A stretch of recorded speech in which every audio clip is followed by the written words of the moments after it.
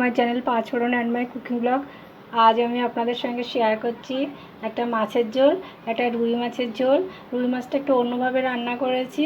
এই মাছটাকে আজকে ভাজিনি, একদম ফ্রেশ তাজা মাছ ছিল, ওই জন্য কাঁচা মাছের মধ্যে লবণ, হলুদ, লঙ্কা, কাঁচা তেল, জিরের গুঁড়ো, ধনিয়া গুঁড়ো, আদা সব দিয়ে, টমেটো, আলু সব দিয়ে কাঁচা তেল দিয়ে মেখে আধা ঘন্টা ম্যারিনেশন করে রেখেছি। তারপরে কড়াইয়ের মধ্যে তেল দিয়েছি, শুকনো লঙ্কা, জিরে, তেজপাতা দিয়ে ভালো করে ফোড়নটা তৈরি করে ওই মাছটা দিয়ে হালকা জল দিয়ে ঢাকা দিয়ে রেখেছি।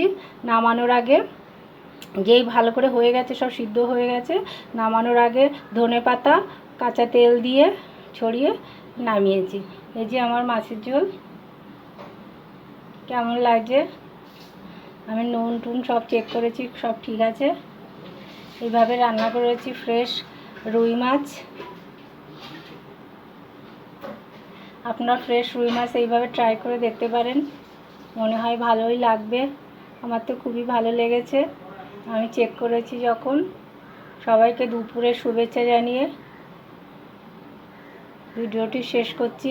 যারা ফেসবুক থেকে দেখবেন তারা একটু আমার পেজটা, শুভ্রা রায় পেজটা একটু ফলো করবেন, ফলো করে দেবেন।